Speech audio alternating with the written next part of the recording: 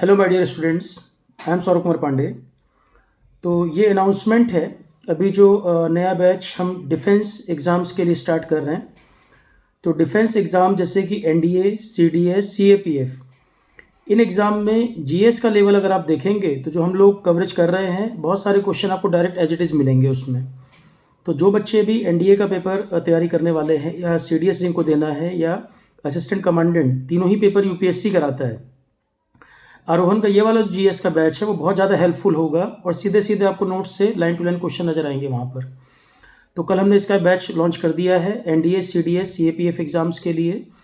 और जीएस में कुछ सब्जेक्ट जो कंप्लीट हो चुके वो ऑलरेडी उसमें प्रोवाइड कर दिए गए हैं और अभी जो सब्जेक्ट चल रहे हैं वो उसमें अपडेट होता रहेगा। करंट अफेयर वगैरह अपडेशन उसमें सब चलते रहेंगे।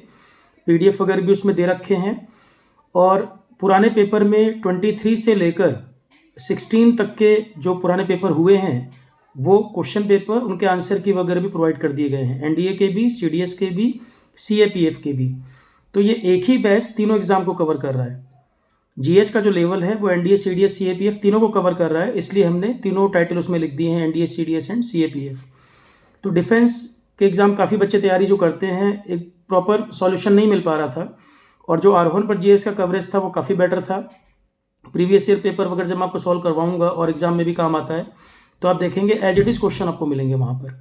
तो जिस तरह का कवरेज वहाँ पर चाहिए वो ऑलरेडी आरोहन पर हुआ है, इस वजह से ही हमने उसको प्लान किया।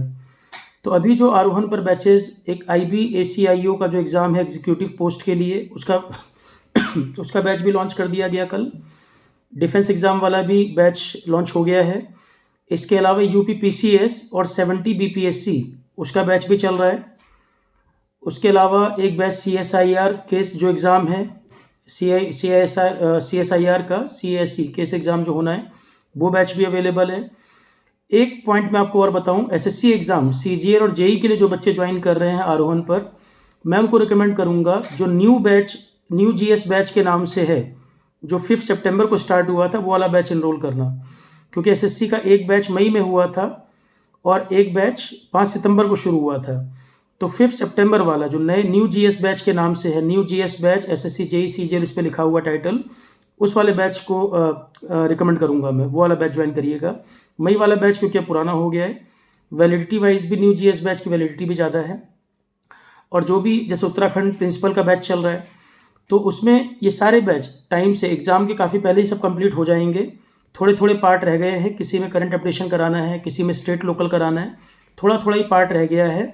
टाइम से काफ़ी पहले एग्ज़ाम ख़त्म हो जाएंगे और अब हमें अगला जो हमारा काम होगा, कुछ ही दिन बाद हम क्वेश्चन प्रैक्टिस शुरू कर देंगे। क्वेश्चन प्रैक्टिस काफ़ी सारे एग्ज़ाम के पुराने पेपर अब हम लगाना शुरू कर देंगे।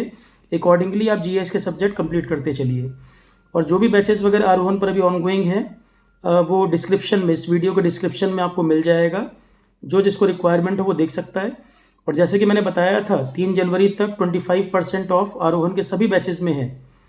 फिर जब वो ऑफ़र ख़त्म होगा फिर एक एक बच्चा मैसेज करता है, सर वो दोबारा ऑफ़र स्टार्ट कर दीजिए। तो मैं फिर रिपीट कर रहा हूँ, 3 जनवरी तक वो ऑफ़र चल रहा है सभी बैचेस पर। जिसको एनरोल करना है वो 3 जनवरी तक कर ले, फिर उसके बाद दोबारा मत रिपीट करिएगा सर, फिर इसको एक्सटेंड कर दीजिए। ठीक है? Okay students, all the best.